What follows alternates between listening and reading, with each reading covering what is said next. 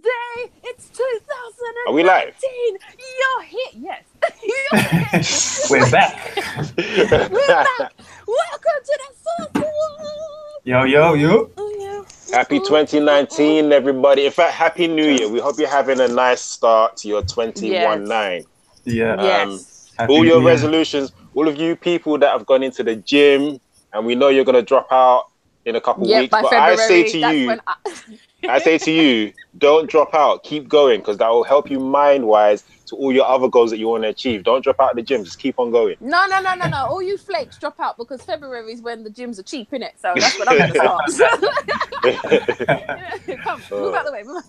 Yeah. How's everyone doing? Good. Jinx. Good. Hi, Kitty. Yay. Feels good to be back. It feels real good to be back. It does. Yeah, it's I good. missed it. Yeah, it feels like it's been like 4 months or something, 6 months. Too long, man. No. Too long. We've done too long. Way. Too long, Too much, man. Yeah. Yeah. A quick shout out to man like Bloods are us. Thank you so much for having these two guys on. I'm sorry I couldn't make it. The caucasity of my life was stopping me from being great, so I do apologize. I apologize, but I heard you lot having real fun. Yeah, it was sick. Yo, it was good. It was a dope show. It was a dope. Yo, Bloods, yeah, for real though. That went on for time. It was fun. It went on for time. I enjoyed it though. It was so cool. Like, yeah. I listened to it, and even after I listened to it, I'm on the show, but I was listening to you guys, and I wanted more. Yeah, I've been listening. Nice. That's the thing. Even though, but yeah, you just want more and more. Innit? Yeah, I'm like, so I'm a subscriber now. I hope you guys notice I'm a subscriber. I'm listening to you guys now. So no, yeah, we're definitely gonna do that again though. We're gonna have you guys here hopefully. Yeah. Actually, maybe we should just do it over Google Hangouts. Yeah, man. Get the guys on, and then we can just I'm with it. do this. That'd be good. Yeah. I'm with it. Oh yeah. Sweet. But thanks for having us on, guys. Seriously, it was really cool. Definitely hope to do it again. Yeah. Definitely. I will be there next time. I promise. I'm sorry. Meow. Yeah, it was quite some interesting discussions we was having as well, man. Oh, Kelly. Oh well, yeah. As well as not speak such names. I promised myself that as soon as I got on today that I would drop R. Kelly. I had to do it. Oh man, allow R. Kelly, man. I'm done with that now, man. I'm done with him. Nah, I can't stop listening. I'm sorry. I know we want to start the show, but I can't stop listening to Dave Chappelle's "Piss on You." I was watching it this morning. Oh Lord! The Boondocks tried to tell you. The Boondocks tried to warn you. I saw the episode. I remember that episode. Yeah. So, but this ain't a surprise to me. It ain't a surprise to me. It's not a surprise to anyone, man. Like, why is everyone going on like this is fresh meat? This ain't fresh meat. This meat is raw. This is rotten. I mean, there you go. Anyways, no one calls themselves the Pied Piper for no reason. For no reason. Know that. Even that story, when I used to think of that story as a kid, I thought it was gross. Anyway, but let's get on with the show. Yes, let's get on with the show. Okay. What's on the first? All right. The first agenda is news. We've been off for quite a while, so I'm sure you guys have read something. I've read something. I'm sure everybody's read a little thing. Yeah. So let's talk about what we've read recently. I think. What's been going on with you guys? What you been reading? Reading way too much and not having enough time to do anything else. But I read Wicked and Divine and East of West issue 8, and then Wicked and Divine issue 7. When I tell you, people, okay, if you ain't reading these comics, I don't know what you're doing with your life, innit? You just stop and just pick them up, because it's just getting a bit much, even for me. Okay. Yeah, I've been hearing it. Sick, man. I'm an avid reader. Like Wicked and Divine, as we all know, gods come down every 2 years. They, they run havoc and do whatever they do, and then after the 2, they get, they die. Normally, that's fine. Oh my God. There's a lot of revelations. I mean, and it's way too many ways. Look, just the artwork alone. Look. No one's effing about around here. Was that devil? Effing around here. Well, I can't tell you. You got to read. You got to read. And I would like to thank Image Comics for making a character that looks exactly like me. I love you. For a split second before you, like me. For a split second before that focused, the character looked cross-eyed. I was like, ooh. I don't mind being cross-eyed. It's fine. It's fine. No, but Wicked and Divine is getting really, really good. The main character, she's hit like another level of where she's going in the story as well as like her main role. So it's like she's tried to strip herself of everything, like all her powers, but it's like she's the key to stopping everything that's happening, which is very interesting. And then you've got East of West. Okay, nice. I keep barking on about this. This is ish. Okay, I don't know how many times I can tell you people like there's wars coming. Okay, it's basically like if every Infinity Stone was a person and they were warring with one another. This is what East of West is like. Isn't that what Marvel's doing right now in comic books? Rich, help me out here. Yeah, kind of. Everyone's kind of getting a Infinity Stone at the moment. Okay, but yes, but if Infinity Stones were people, this is what they'll be like. Okay, with the 4 horsemen of the apocalypse coming after them. So it's great. It's great. They're going really well, and they're not leaving anything to chance, and they're just destroying people. So try not to make too many connections with people because you might lose them. Just FYI, yeah.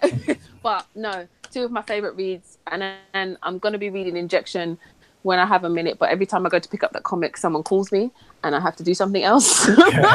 busy lady. Busy late, but good busy. But yes, those are my 2 comics. They're amazing. Go pick them up, and they've got colours and pictures in them. What else could you want? Like, I mean, come on. Like, obviously, you lot are watching a comic book podcast. Like, what did you expect? Just words, like, for real, though. Of course, no. Oh, we give you everything here. There we go. Exactly. What about you? What are you reading? What you reading? Myself, I've been... Do you know what? I've been actually catching up on the Darth Vader. It is so sick. It is nice. Yeah. I definitely recommend it. I am on, I don't even know what issue I'm on now, but I started reading it at the beginning of last year, and then I kind of dropped off. And then and then I think I heard something was coming out on it, and I just thought let me catch up and read it. So now I'm on issue 23. Okay. So yeah, nice. I've been putting it in, man. But it's good because it's action packed, and you get to know Darth Vader, and he's not someone to mess with, man. Seriously, he's a bad man. He's a bad man with the Force, man. And when you read it, it's kind of quick as well. It's not. It doesn't take that long to read, or by the time you finished, you're like, wow, that was pretty quick. So I think that helped me go through all the issues as well. But definitely recommend it by Charles Soule. Yeah, definitely read Better Call Saul. Also, I read. No wonder it's feeling weird. Sorry, and my headphones on the wrong way. I've also been reading Batman. Keep catching up on Batman. This issue 62 was pretty good actually. 60 deuce. It was pretty sick. I really enjoyed reading this one. Tom King again. I don't kiss your teeth to Tom King. He's sick, man. I care about Tom King, you know. Watch it. You know, reading it, you take it personal, man. Don't worry. Little Flash will be back. Backside King. Little Flash will be back one day. Don't worry about that. But it starts off with Batman hanging in a meat shop. He's upside down with the with pigs. Wait, was this the Professor Pig issue? Yes. Man, Professor Pig is a dope. He's a dope villain. Like, yeah, I mean, the whole issue is just those two, and basically he's been tied up, and Professor Pig is kind of torturing him, stabbing him with a knife, but throughout the whole comic, there's not much being said between the two, it's all in Batman's head. Like he's talking to himself. Like he's saying, so one page is like, the rope is having fun now, twisting and turning, giving way. One finger free, that's enough. Reach down, feel the batarang. You keep under your shirt, taped up to your chest. Stab your finger down to the edge, into the edge. Let it be caught into your skin. Hook it on your bone.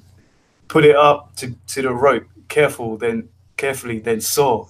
It's just mad. It's just kind of grim, right? Yeah, it's kind of talking to himself and trying to get out, because obviously he's tied up and that. He's trying to get out, and he's basically stabbing his finger and gripping the batarang with his bone and pulling it up so he can. You know what I love about that dialogue just there? Yeah. And this is one thing I love about Batman. Like he's focused. He's tied up. And there's no panic. There is no panic. He's like, all right, you've got a batarang tied to your chest. Grab it. Stab yourself with it. Do you know what I mean? He's so focused. I love that. That's like what I was saying last week on the Blurs of Us podcast about Batman, the difference with Batman and Superman. Batman, there's so much stuff going on in his head. Yeah, it's more fun reading about what he's thinking about, or what he's doing, or what he may or may not do. So yeah, this one, oh man, this was what I've done now. I'm trying to keep a list of all the good comics I'm reading, and that was the first one on the list. So yeah, all the other comics for this year, it has to beat this. Also, I read Conan the Barbarian. How was that? That was sick. It was sick. It was good. Do you think they'll do a crossover with him before? Because it's Jason Aaron. Oh, mate, right? Definitely. That's gonna come, man. That's gonna come. But Jason Aaron has been training for Conan. He's been writing, like you said, he's been writing Thor for years now. So yeah, and it was pretty good, man. It was pretty dope. And every time I read it, it's like I've got Schwarzenegger's voice. Yeah, you would though. You would. The only other person that can play Conan now is Jason Momoa though. So. Yeah, I didn't watch that one actually. I didn't see that movie. Yeah, I couldn't get past the fact that it wasn't Arnold Schwarzenegger. Yeah. Did you see it, Isha? No, because I was I love the Arnold Schwarzenegger version. I'm just like, it's a cult classic. Grace Jones as well. Yeah, I know exactly. Grace Jones, it's like, come on. Yeah, and James Earl Jones in there. I'm just like, with his mad hairstyle as well. Yeah, the snakes, and I'm like, no, that's sick. This bit really got me. So he's fighting some dude in the pits, and the guy goes, "What sad and feeble gods do you worship? Where you come from, boy? Whoever they are, you should pray to them now." And he's like, "Crom." And I just remember Schwarzenegger saying that, and I had his voice, and it's like, "Crom." Kind of want to watch that film now as well. Yeah.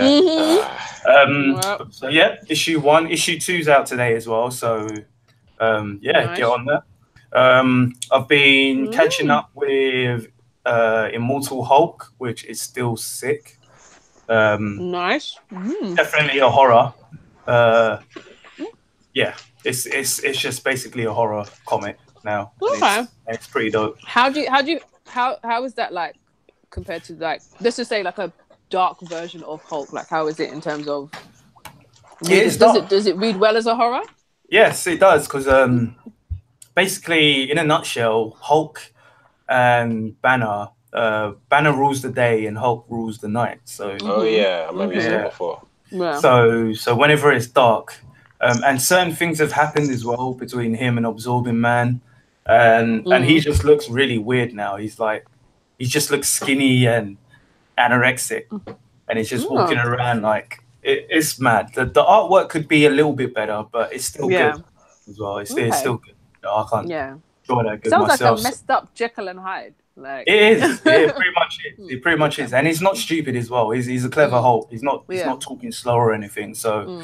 You know, it's a good Hulk, and they both know exactly what's got they're kind of working together in a sense as well. So it is pretty dope.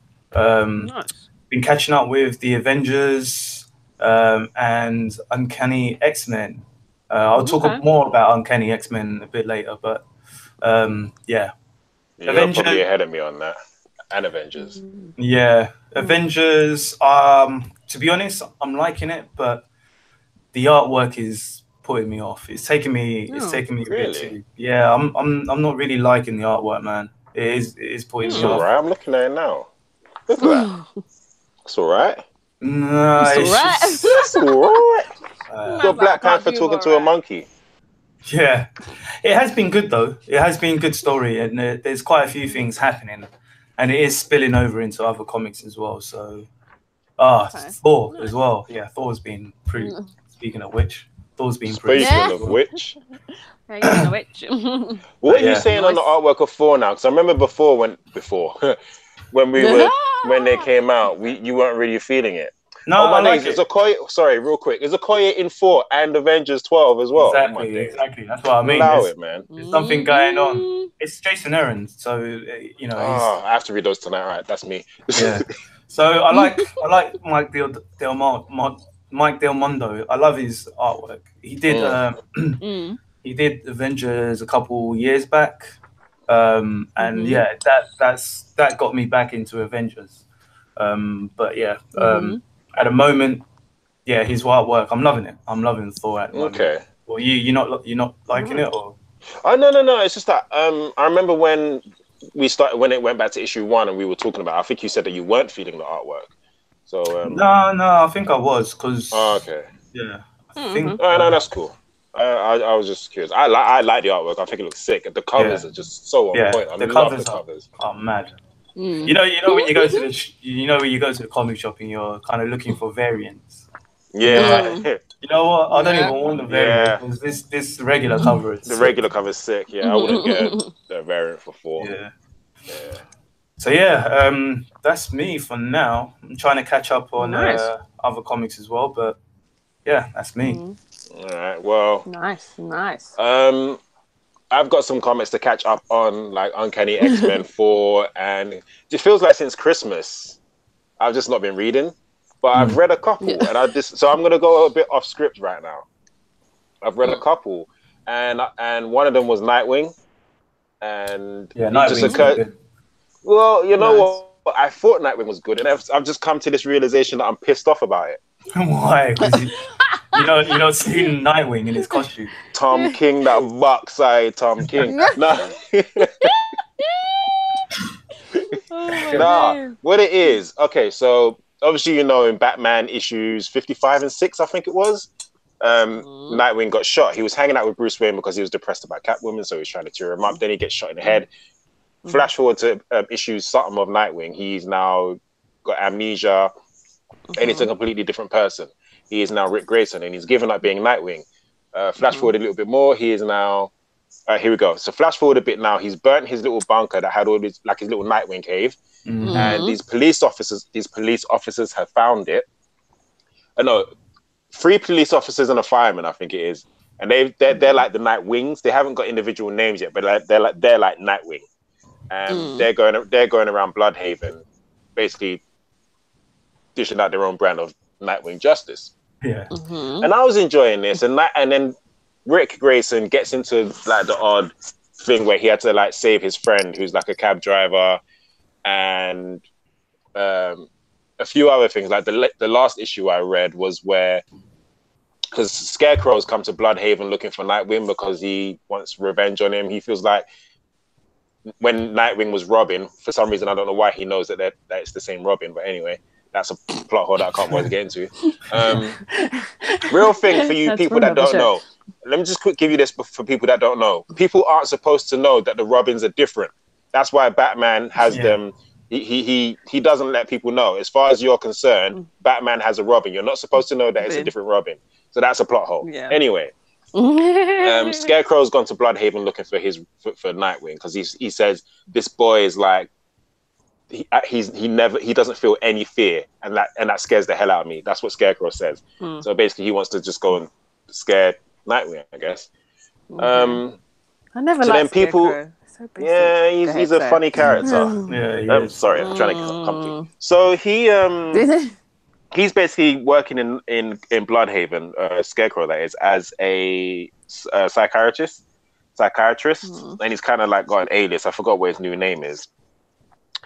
And he is now released like this toxin, or basically his fear toxin in the air, and people in Bloodhaven are kind of rioting, going like they have no inhibitions. They're going around saying, "I'm not scared of anything," and they're basically rioting in Bloodhaven.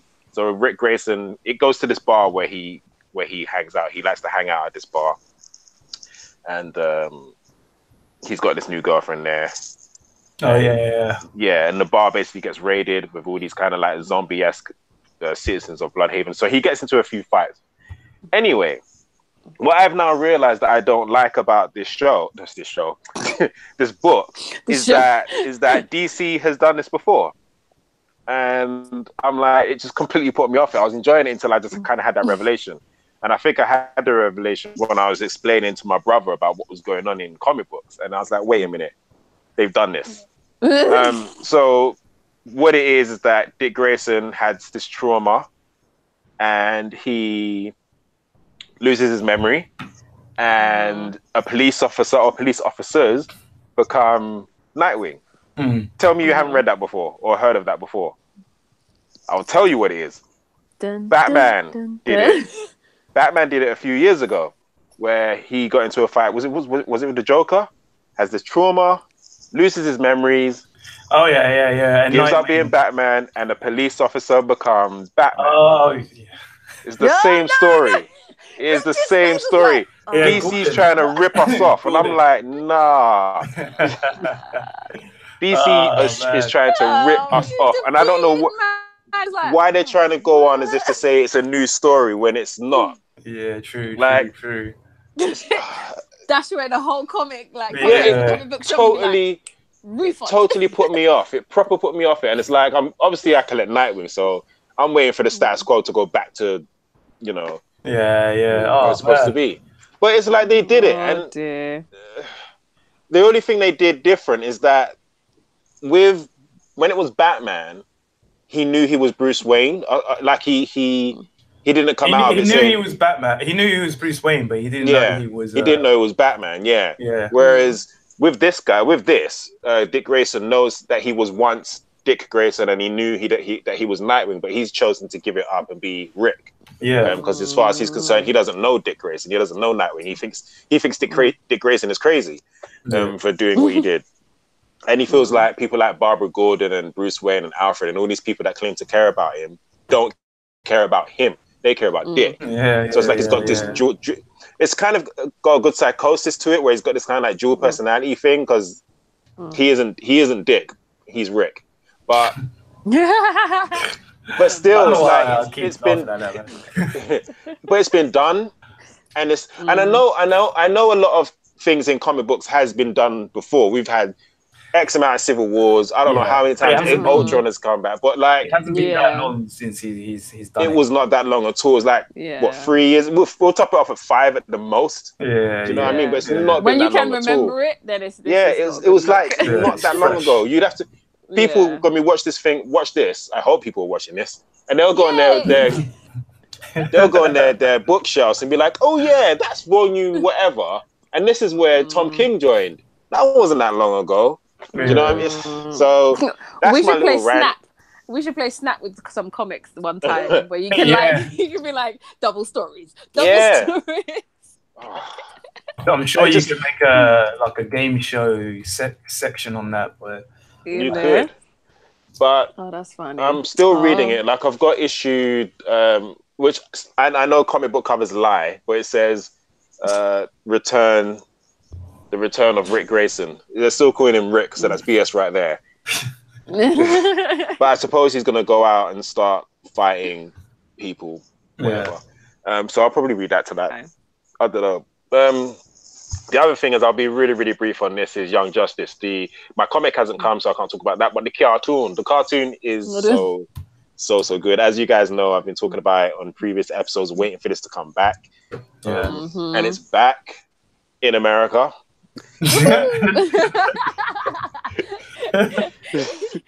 America's so nice, they let us watch it twice. Yeah. But I'm enjoying it. No, it's really, really good. It picks up. Sorry, I'm talking a lot, but you know, I got a lot to say. No, it has been good though. Yeah, it picked up basically exactly where season 2 left off, and there was no time jump. No, I was just gonna say it shows because the beginning of episode 1 of season 3 is literally the last scene in episode. Well, not the penultimate scene in the last episode of season 2, and then there's a 2-year time skip. But what I've seen so far with what they're doing, like in some episodes, like a certain character is showing up. I don't know if did you watch episode 6? Yeah. Spoiler territory, so whoever haven't watched it. Oh yeah, spoilers. I've been meaning to say this like on the podcast, but yeah, this is a podcast and we kind of read stuff and watch stuff, so you will more than likely get spoiled. So yes.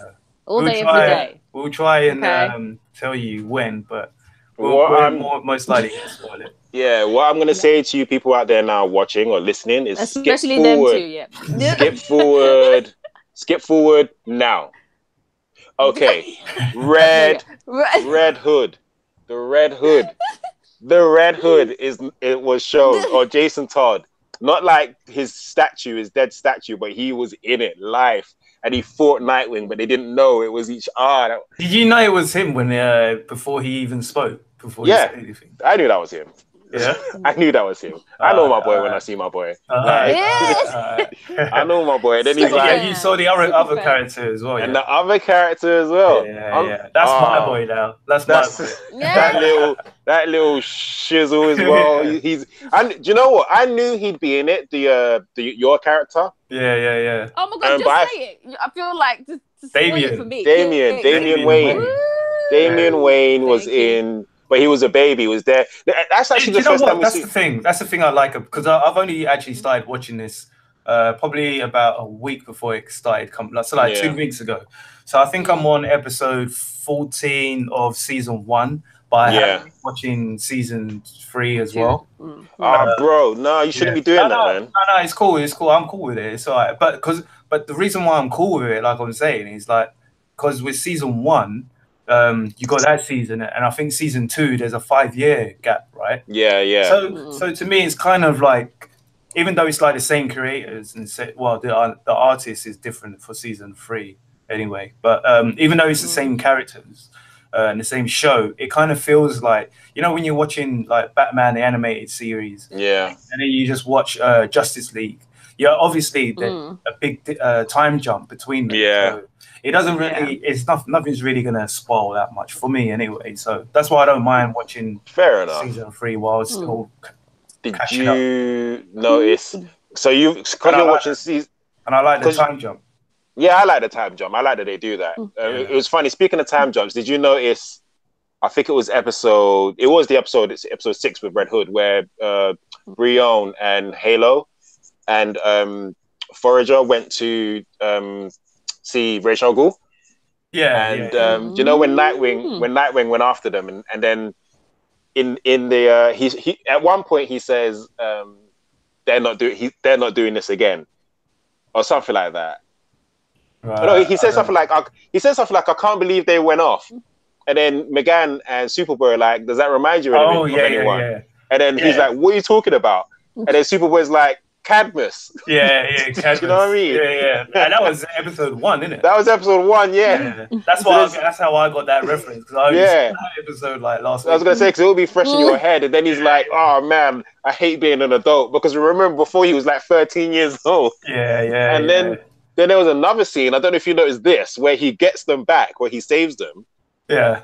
And then he's talking to them in the ship, and he says what Batman said to them. Word for word when Batman called him a Cadmus. Word for word. He says, that was funny to me. I was like, whoa, what? It was so funny. It's such a good show. It was like you broke the rules, basically. You succeeded, kind of thing. Yeah, he said something like, but then it's when he scolded them, it's like, you did this, you did that, and then he's like, you won't be doing that again. But you know they're gonna do it again. Yeah. But Nightwing said that word for word from what Batman, and I just love seeing Nightwing come into his own. You know what? Listening to the Blurs real quick. Shout out to the Blurs again. They were talking about Dick Grayson, and one of them was saying like Nightwing is Batman or Batman is Nightwing. I don't know if you listen to it, but there's context. Because Batman taught Nightwing everything he knows. Yeah. Do you know what I mean? Yeah. And but I have to like. But this is one of those situations where you see that they're very different characters, but you can see his tutelage in Nightwing at times. Right. And like we're going on tangents and that, but that's one of the things that I liked about Titans as well. Because for me, like watching it, at the beginning I would have thought, he seems like a Jason Todd type of character. But then when you actually see Jason Todd and you actually see his character, you're like, actually, this is Jason Todd. This is Jason Todd. What this is, the way I would explain Titans, Dick Grayson in Titans, and this is a tangent, is that you have to remember, when Dick Grayson left Batman, he was angry. He was mad angry. Yeah. He's usually the cheery one, like the one that does the cartwheels and he's smiling. Do you know what I mean? But he's angry right now. So I'm hoping that in Titans we'll get to the point where he's a little bit more laid back. Yeah. I'm sure it will be. Yeah. But anyway, Young Justice, I can't wait for Friday so I can see episode 7, 8, and 9. And I love this free episode. Love this free episode drop. Like, that is me. So you should try and watch Reign of Superman as well. I've been trying to watch that as well. That's been pretty dope. Superman. Yeah. Wait, the second movie is out. Yeah. Oh my days. All right, that's me this weekend. All right. So, moving on. Should we get to the pool list? Yeah, let's get to the pool list. Yeah, that was a long intro. This episode might be a bit longer than usual, everybody. We're just warning you now. We've been away for a while. We're excited. Yeah. We haven't spoken to each other and geeked out that much. I know. I miss you guys. Anyway. Go. Okay. So the pool list for this week, I believe this one was your choice, Isha. Farmhand. Catch those farmhands. Yep, Farmhand trade paperback, volume 1. Oh yeah. Jediah Jenkins is a simple farmer, but his cash crop isn't corn or soya. He grows fast healing, highly customizable human organs. For years, organic transplants have brought healing to many, but deep in the soil of the Jenkins family farm, something sinister has taken root. Today, his dark seed will begin to sprout, and the Jenkins family will be the first to taste its bitter fruit. So this volume 1 collects issue 1 to 5. Oh, yes. Cannot wait to read this. I think he's the same guy who he was part of I Hate Fairyland. So this is Rob Giloro. Okay. Yes. And Taylor Wells. Oh, I have to double check because they stopped doing I Hate Fairyland, and I'm sad. I Hate Fairyland was Is that the wrong person? Sorry. Yeah, it wasn't him. Sugar, what's his name again? Sugar Honey Iced Tea. The comic is right there, but I cannot. Scotty Young, yo. Scotty Young, that's Thank it. you. Call yourself geeks. What is this? I know. Sorry. Right? It's Wednesday. It wouldn't be like Wipe Out Mind Wednesday if it wasn't like So I apologize, Scotty Young, but yes. Yeah. But no, Farmhand, I can't wait for that. I want to read it. Yes. Yeah. Sorry. Go ahead. So the second one, and obviously that's by Image Comics. Yes. Second one, it took me a while to find this one actually. It's another choice of yours. By Titan Comics. Penny Dreadful, Volume 1. The Awakening Artist Edition. So this one's by Chris King and Jesus Harvest. Yeah, Jesus. Jesus. Relive the first volume of the ongoing Penny Dreadful comic series in this stunning black and white art edition. In the void left behind by Vanessa's death, Ethan and... Spoilers. Spoilers. Ethan's dead, people. Ethan and Sir Malcolm must search for a new meaning in life, but the demi-mode isn't done with them yet, as decisions from the past come screaming back to haunt them, showcasing the mesmerizing original arc of Jesus Havas, This black and white art edition of Penny Dreadful: The Awakening captures the aesthetic and I can see your thing in the corner. I was like, what was that? Sorry. Choco Cat scared. It's okay, fine. This black and white art edition of Penny Dreadful: The Awakening captures the aesthetic and atmosphere of the television show while bringing an original story to life. So, yeah. Word up. So did you guys, I assume you watched Penny Dreadful? Isha? Yeah? I watched Penny Dreadful. Okay. So it was good at the beginning. You know when things are good at the beginning and then they kind of tail off into the mist? Yeah. So in the beginning I was like, oh, nice. So that's why I picked this one for the police, because I was like, I know the comics are going to stick to where the TV show was probably trying to go, but didn't get there. So, yeah. All right. Yeah. But no, it was good. It was good. Maybe just watch the first couple of episodes and then watch something else of season. So, yeah. Well, just get the comic. Yeah, just get the comic. Comics are always better. You know, much better. Yay. All right, then. The next one that's out this week is Robin. Sorry. It was Red Hood Outlaw issue 30 by Scott Lobdell and Pete Woods, obviously by DC Comics. While the Red Hood's latest campaign, will the Red Hood's latest campaign be his last? Jason's hot on the heels of the drugs he and Arsenal recently tracked to Beijing. But instead of finally encountering the mysterious solitary, he finds himself face to face with a figure from his past. Plus, who's the new wingman, and why is he tracking the Red Hood? And how can he and Jason be in the same place at the same time? Find out in Outlaw Part 5. Yeah, that's baffling me as well. I don't know if you guys read Batman Incorporated back in the day. Basically, there was this character called Wingman, and nobody knew who it was. And then the revelation was that it was Red Hood. It was Jason Todd. Oh, right. So it's like, it's not him. Yeah. Like, I don't know if he's time displaced. Maybe it's Arsenal coming back. So, it would be nice, but I doubt it. Tom Kim had him murked. So, he's just kidding. You know what? All right, the next one is... quick appreciation for the fact that both of you have beards now. Quick appreciation for the beard gang. Oh, this is my winter face. Come back.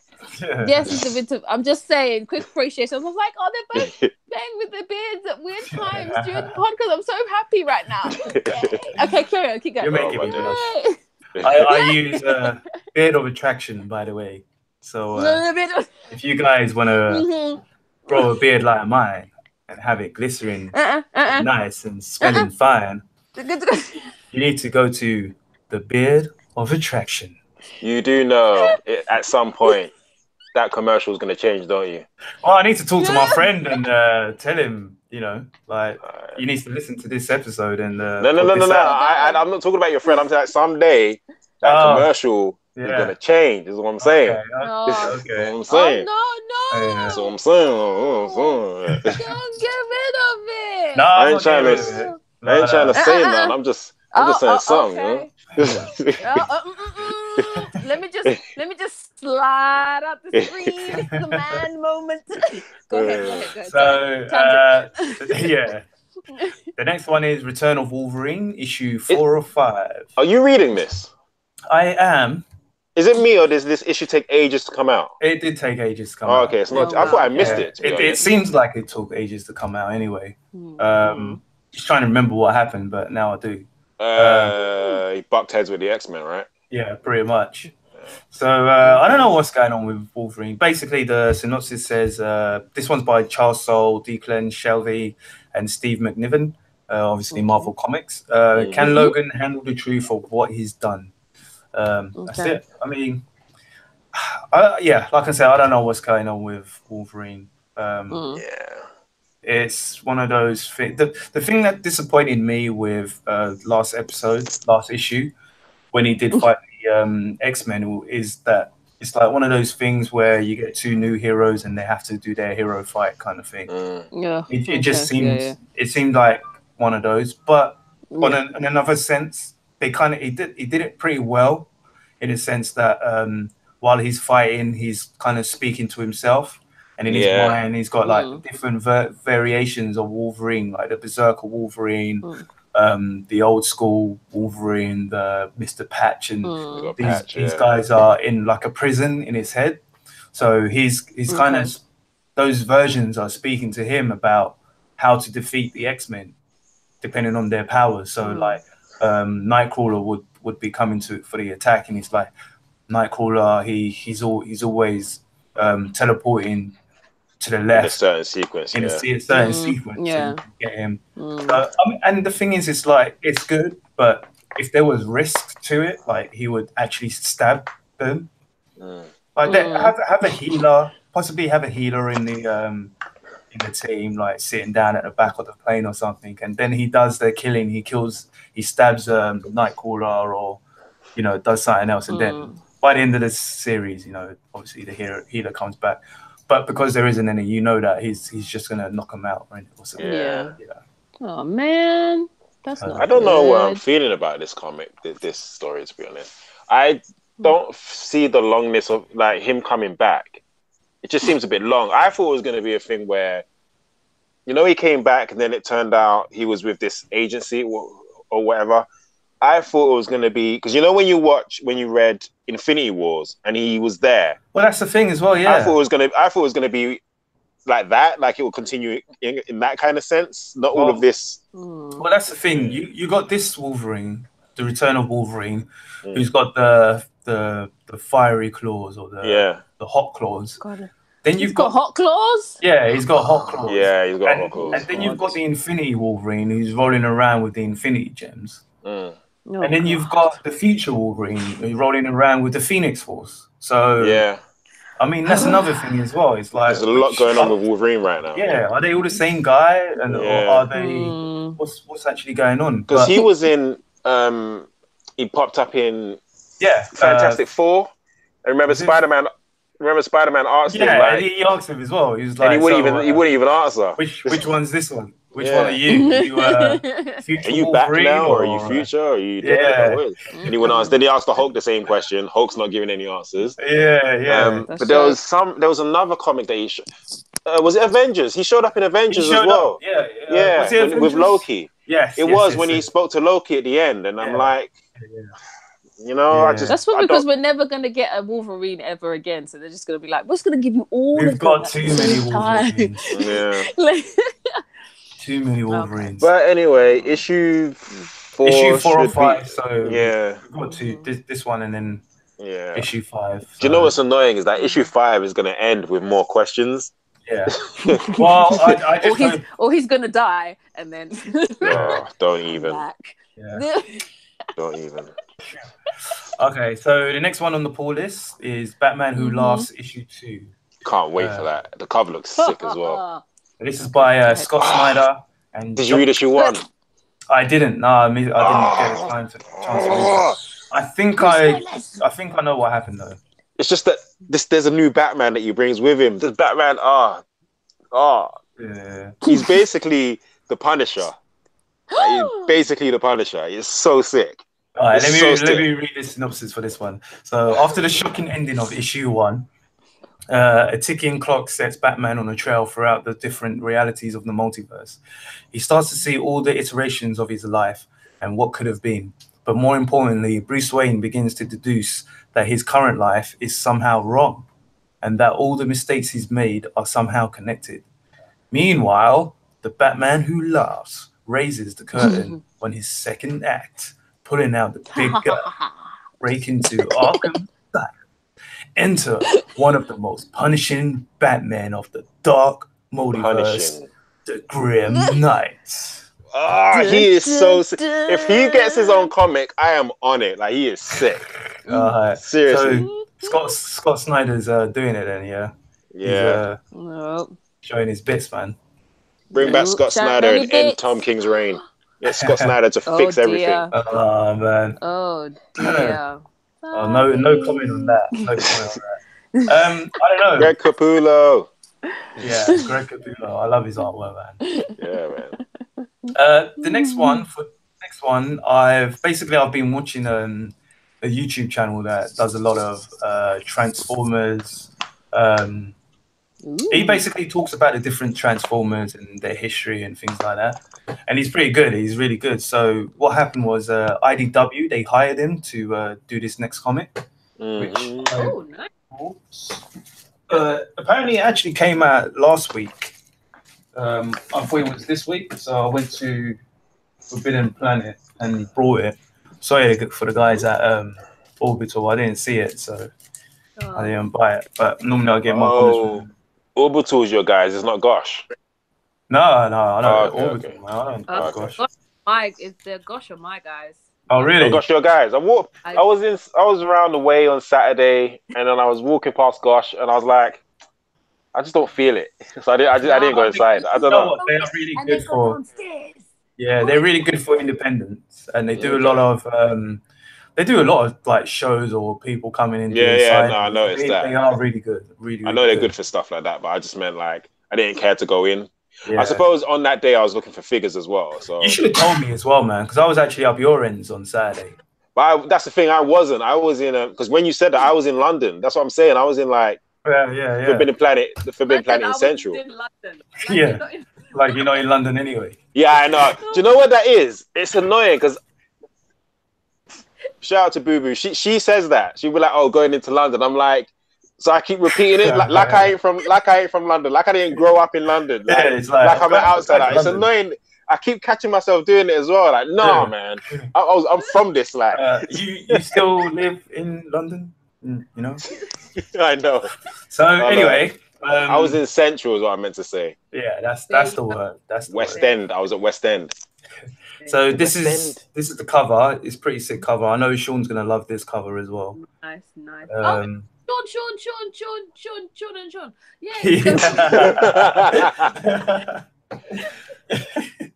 So this one is from Chris McFeely. The art is by various artists and K Zama. We're gonna go with that one. We're gonna go with that one. Wait, let me say it. Yeah, it's K Zama. K-E-I-S-K. K-E-I-S-K. And then Zama. So K Zama. K Zama. There you go. So you got it right. Japanese, yeah. Cheers, mate. So this is from IDW. The year was 2005. The treacherous Decepticons. All right, I gotta do this properly. The year was 2005. The treacherous Decepticons and their heroic Autobot counterparts descended upon Earth and unleashed a new era of Transformers comics from IDW Publishing. 13 years and hundreds of issues later, the universe has come to a close. Join Transformers historian Chris McFeely on a guide distilling the past 13 years of publishing history and remember the masterful storytelling of the first IDW Transformers run. Written and compiled by Chris McFeely, host of the popular and accessible Transformers The Basics on YouTube, the perfect book for new readers to discover what they've been missing, lapsed readers to catch up, and old readers to remember all the good times. So, nice. I'm gonna try and clap it.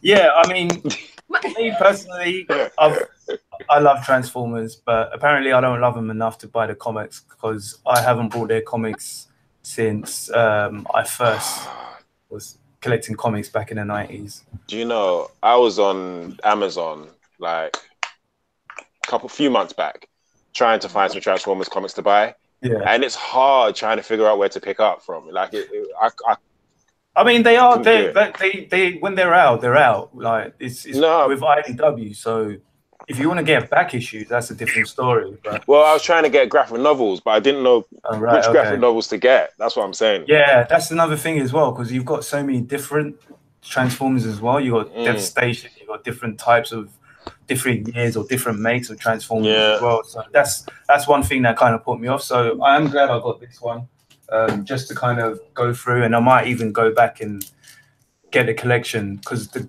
collection I did get back in the 90s. I really loved it because it did have a lot of Devastator and the Dinobots in there. So I want to go back and catch up on those. But yeah, man, if you can, check out Chris McFeely's YouTube page. It's called Transformers: The Basics. Definitely recommend it. He knows his shizzle, man. He definitely knows his shizzle. So. The shizzle dizzle. You know Chris Amelia knows all about his transmittals. That's pretty good. I have missed you guys so much. All right, so the next one, Fantastic Four, issue 6. I can't even remember if I read issue 5, yo. Give me 1 second. I'm just going to show you one reason why I put this on the list. Okay, elevator music. I've got the cover. I know I've got it over there somewhere. Yeah. Oh, wait. I want to be part of this. I can't. I'm connected. No, wait, hang on. I want to be part of this. All right, I'm with it. Okay, he's with it. Okay. So, yeah. We're doing this on the count of 3, yeah? There you go. Oh, you got it as well? Yeah. Okay. 1, 2, 3. You're issue behind, man. You're issue behind. Oh, piss. Yeah. So this one, if you're listening to the podcast, it's just got Doom's face on it, man, and it is sick. It is so sick. It's Isad Ribic's artwork as well, and he pretty much is one of my favorite artists. So yeah, I mean, look at that. This is the reason why I don't go Comic-Con in cosplay, because this is what I want to come as, man. You could go get yourself some tin foil, a green towel. Yeah. There you go. Green towel. You're good, man.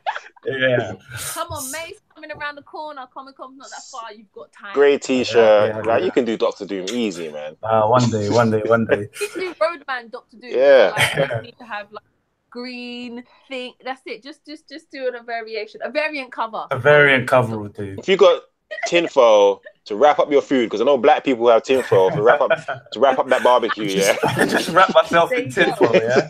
Yeah, man. Nice. All right. So this one, Fantastic Four, issue 6 by Dan Slott, Aaron Kuda, and Isad Ribic. Herald of Doom. Galactus has returned to devour the Earth, and only one man can save us, Dr. Doom. And where is that agitator Reed Richards and his meddlesome family? What are they doing? They're locked in battle against the brave new hero of the Latverian people, Victorious. No. So yeah, I can't wait to read it, man. I really can't wait to read it. That sounds pretty cool. I didn't realize I'm so behind on comics. That's what happens when you wait for them to come in the post, man. Yeah. Need to sort something out. Maybe I can start selling comics to you then. Yeah, we can see how that works. Deliver them quicker than your usual place. Oh, you gotta try Gosh. Go to Gosh. No, that's what I'm saying. It's too out of my way to go to Gosh. It's too out of my way. Yeah. No, they've got a payment plan service like Forbidden Planet. Do they? What, online? Yeah. Huh. Might have to give that a shot. All right. The last one on the pool list is still on the pool list. Yeah. The last one on the pool list is Conan the Barbarian issue 2 by Jason Aaron, Mahmoud A. Assar, and Isad Ribic. Sweet. Pretty much the same team. Yeah, boy. Yep. Beyond the savage border, Conan finds himself beyond the dark Black River, surrounded by the warlike Picts. But the tribesmen may be the least of his worries if he cannot fight his way through the demonic beasts slithering around the forest. The epic return of the mighty Conan continues, and it has been bloody good, man. It has been good. Get to the chopper. Get it. That's not even the right franchise. It's Chrome. I with them jokes. Yeah. All right, guys. So that's the pool list for this. Cool, everybody. Go get some comics, and we're moving on to the next subject. What's next? All right. comic news. So if you guys know about us, we've been loving the Thanos series that happened last year. Oh, yes. Thanos Returns, The God Quarry, and Thanos Wins. Thanos Wins was amazing. It was so good. It was sick. It was sick. So now Thanos has having another limited series coming, and this one will explore the relationship between himself and Gamora. So this one will be coming out in April by writer Tini Howard, who did Marvel Knights 20th, Age of Conan, and Belit. I think I'm pronouncing that wrong. And the artist will be Ariel Olivetti, who did Death of the Inhumans. Good. Yeah, so this one will be, so it's just exploring those two together. So what do you guys think of that? You looking forward to that, or? I'll give it a read at some point. I like the sound of it, especially them going deep. It's commercial because of the movies and obviously Infinity War, whatever. I'll let that slide. Yeah. But them going deeper into his relationship with Gamora, I actually think it's pretty cool. Like I like the idea of that. I'd imagine we will see Gamora at certain ages as well, which I kind of like the idea of. Well, that's me projecting, but I think it sounds cool. I really do. Yeah. And you know, the good spin on it Thanos. As well. It'd be nice as well to see like how she then interacts with all the other children that have soul. Like you know, you're just like, this is my dad now. Even though he stole me and killed like all my people. I don't know why, but I'm not even gonna say it anyway. Do you know what they could do? Yeah, they could do their own version of the X-Men with Thanos, and they could call it like, I don't know, like Titans or something like that. Not Titans, something else, and like something like T. Kelly or something. Well, they got like this. T. Kelly, oh my days. Yeah, actually. So it's T. Kelly, and he goes around taking all these young kids, and he's raising them to because you know how Xavier has like his school of the gifted. Thanos has his like school of the warriors or something. The takers, and it's just him like raising these kids to be like the world's most fiercest warriors or the galaxy's most fiercest warriors or something like that. I'd read that. So Tini Howard, she's actually got a quote here. So she was speaking to Marvel.com. Basically, this is what she was saying. She said, "One of my favorite things about working with an existing character is confronting them in the narrative with the things we think about them when we're reading their stories. And Thanos is not okay. It's not really a secret to him. Thanos is brilliant. He knows he's crazy, but he's an insane person who is in charge of stuff. And that's pretty scary. But if everyone's too scared to ask him about it, and he's not going to admit it himself, what kind of person will get him to confront his own madness?" That's where Gamora comes in. I'm a sucker for a smart girl and a big angry guy who becomes her father figure. When I put some thoughts into what Thanos and Gamora's early relationship would have been like in an interpersonal sense, not at the 1,000-yard overview we get in the old books, I got back to True Grit, or I think of team-ups like Sandor Clegane and Arya Stark from Game of Thrones. Yes! These classic duos where nothing threatens the big guy except for the kid. And it's not because kids are cute and vulnerable, it's because they're honest and they don't have a full understanding of the world around them yet.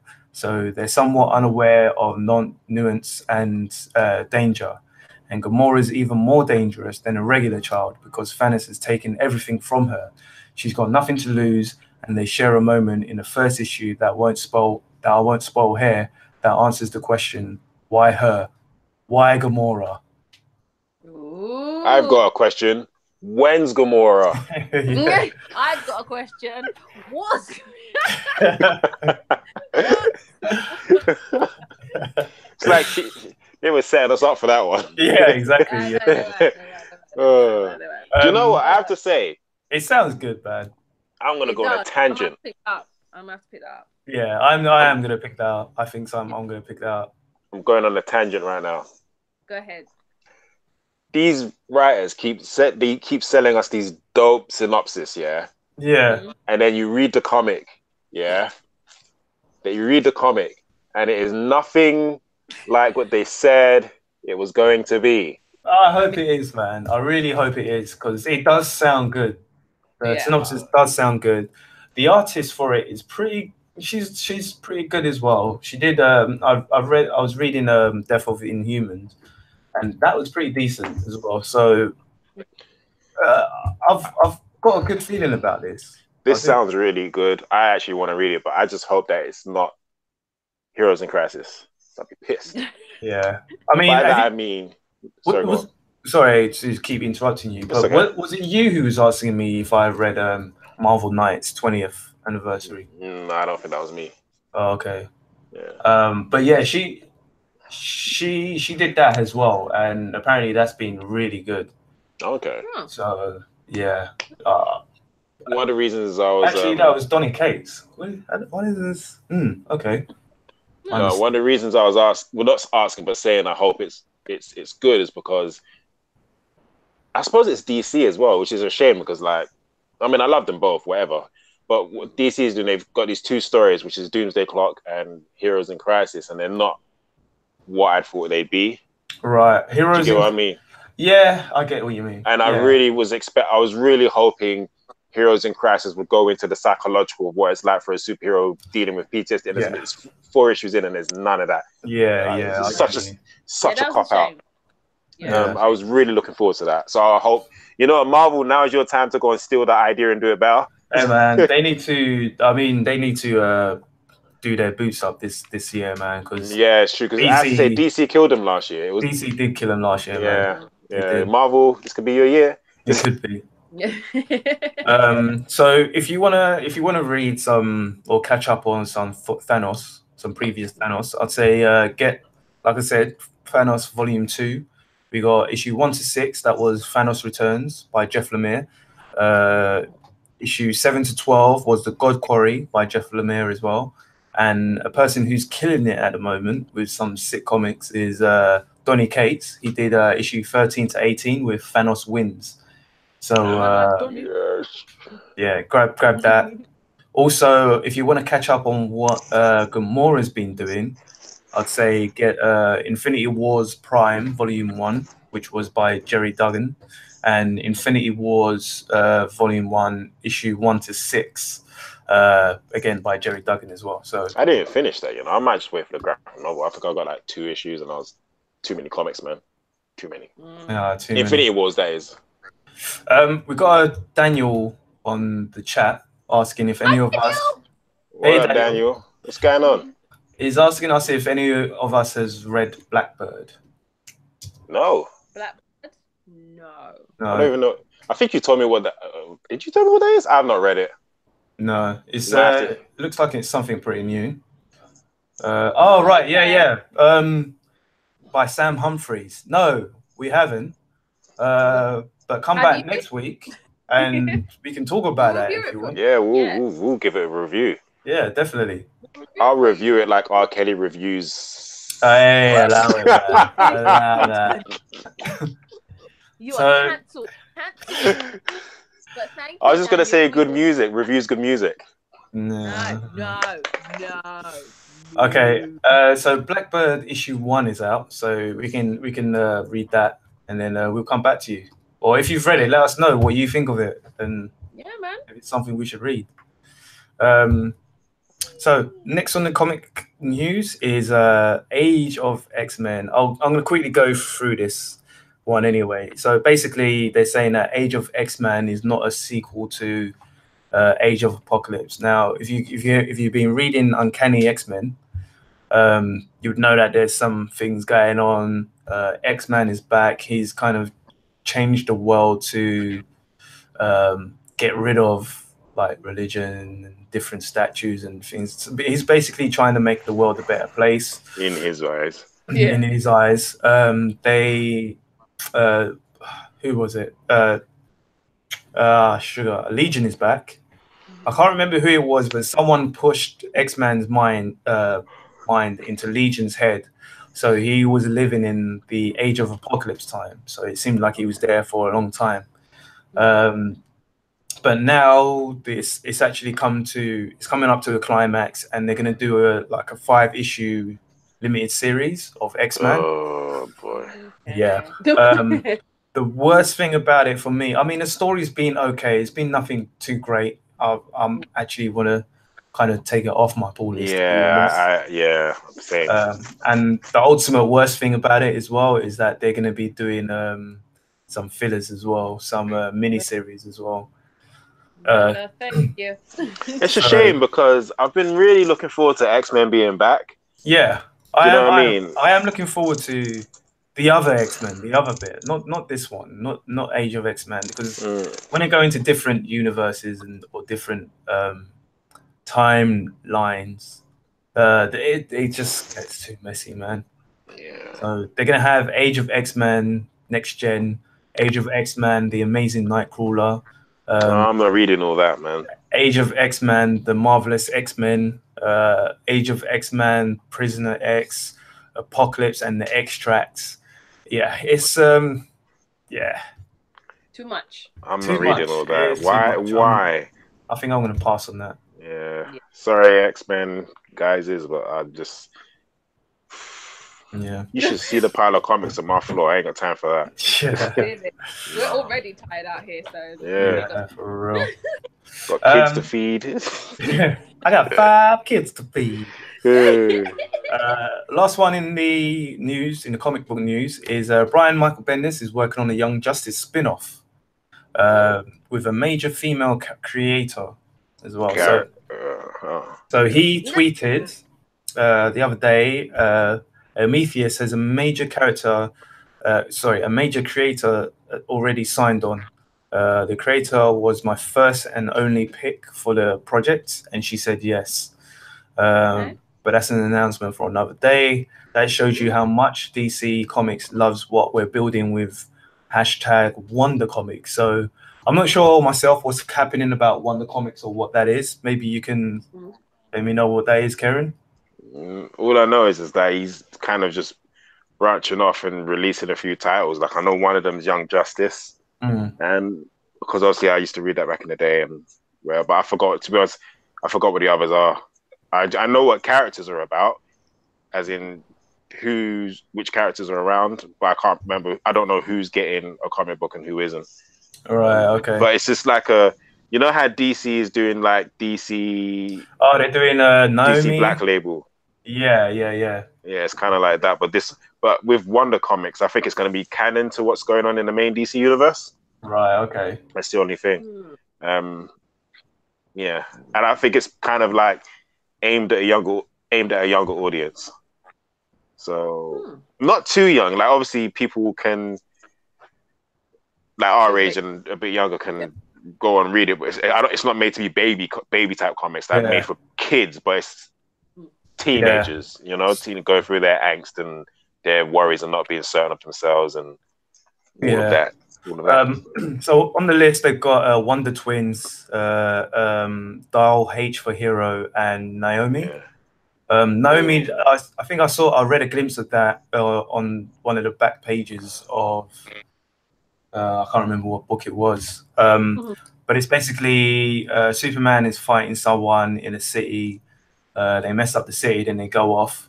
And then a girl and her friends, they're talking about the damage and why she recorded Superman for like 5 seconds. He was only there for 12 seconds.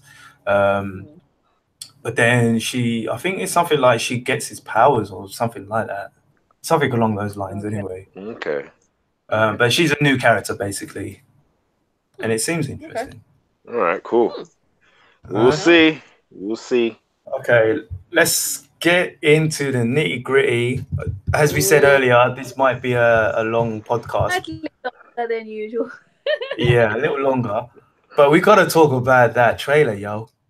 Ooh. We got to talk about that trailer. What, Captain Marvel trailer? Nah, man. What else was there?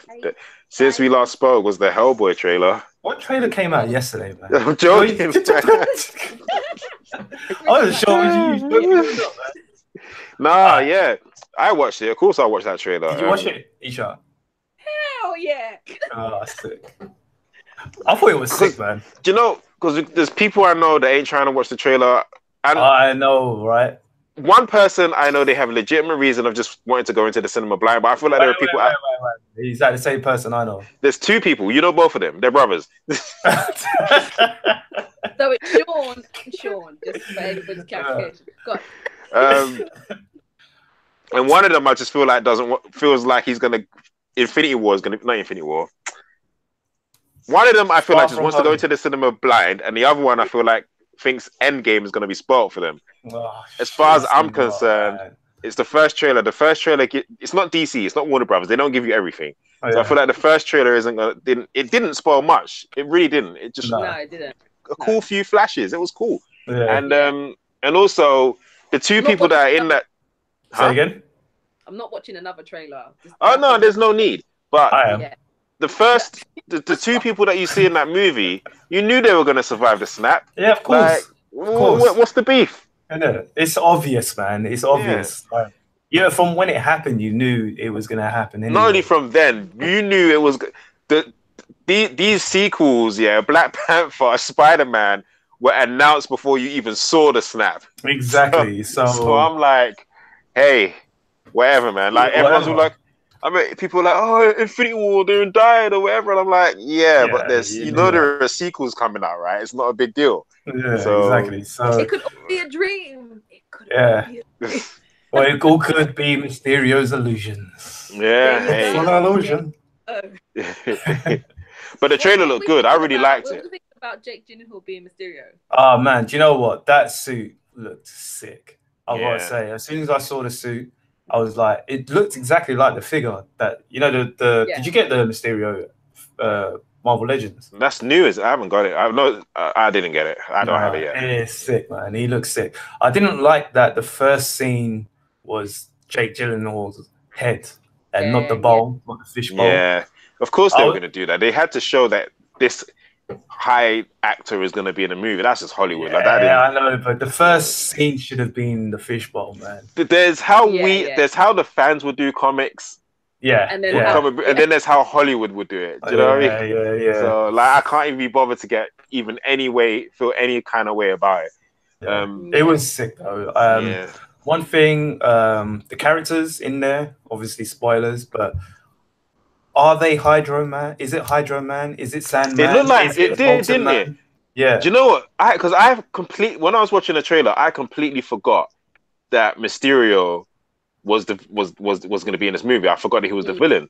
So then I saw Sandman. I was like, oh, okay, so Sandman's the villain. Then I saw Hydro. I was like, wait, what? Hydro Man? Yeah. So I got excited. Like Spider-Man has to take on Hydro Man and Sandman. But then I saw Mysterio, and I'm like, maybe it's not either of them. Maybe he's just manipulating or pretending to manipulate sand and water. So that'll be very interesting to see what they do with this movie. And do you know, it was especially exciting for me not long having watched Into the Spider-Verse. Yeah. And also literally just this weekend on Sunday, I think it was, I watched Spider-Man Homecoming. So then to see this trailer like a few days later was really, really nice. Yeah. So my cousin, Stills 56, who's on the chat now. What up, Stills? We ain't spoken in a while. He was like, because my other cousin was asking who the villains were. And he goes, what? So Sandman and Hydro Man are going to merge together and become Cement Man. That's a new. That's for that. They ain't got money for that. Interesting new villain, man. Yeah. There you go, Cement Man. Yeah, but I am looking forward to this. I know everyone else is looking forward to this. The music on it was sick as well. I've watched it about 5 times just for the music as well. Just the old school Spider-Man theme song just blending in there. I love that. And I didn't even realize that they put that music in Homecoming. I don't know where my mind was at. I don't know where my mind was at. Came on, man. Yeah, like, you know, because this was the first time I watched Homecoming in a while. I have to have that movie. Like, I need to own it. Like, yeah. It's too sick. Yeah. It's too sick. Yeah. So but this new one is looking good. Yeah. 2019 looks special. It is. It does. Yeah. So this one, directed by John Watts, Far From Home. It's got Tom Holland in it, obviously. Zendaya Coleman, Marissa Tomei. Marissa Tomei. Actually, we were talking earlier about that silly 10-year challenge, and the most funniest one I saw was the Aunt May one. When it I saw that one. Yeah. And the old Aunt May. The old ass Aunt May. Yeah. 10 years later, Melissa Tomei. Yeah. And blatantly won it. She blatantly won it. Of course. Michael Keaton's back. Jake Gyllenhaal. Oh, is Michael Keaton in it? Yep. Sweet. He was dope. Oh, he was dope. Samuel L. Jackson, Kobe Smulders, John Ferrero, Jacob Batalon, Remy High, and Tony Revolori. It's going to be scheduled for release on July the 5th, 2019. Daniel was saying Blackbird is worth the read. I'm enjoying where the story is going. Okay. We'll definitely read it. Yeah. We're going to review it next week, Daniel. Thank you very much. Yep. What we also need to do, thank you, what we also need to get on is hashtag Save Daredevil petition. Ooh. Yeah, so, yeah, man. So hold on, wait, 1 sec.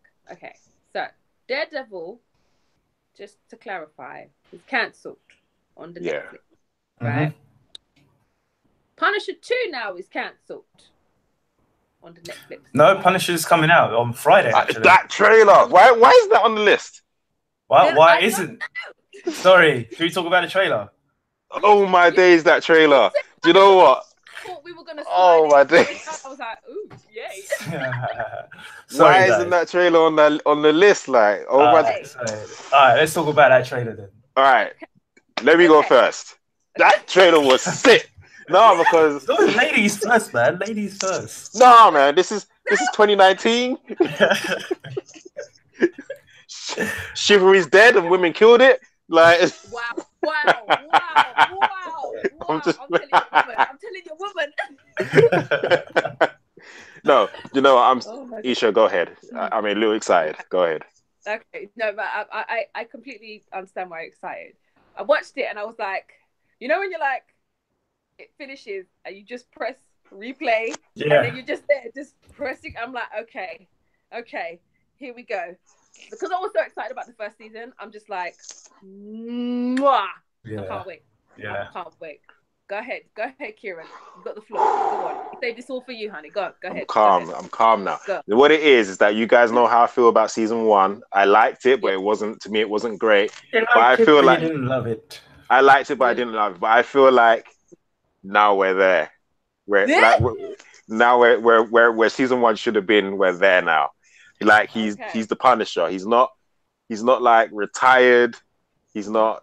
Do you get what I mean? He's just going around and he's just punishing folk, and that's what season 1 like.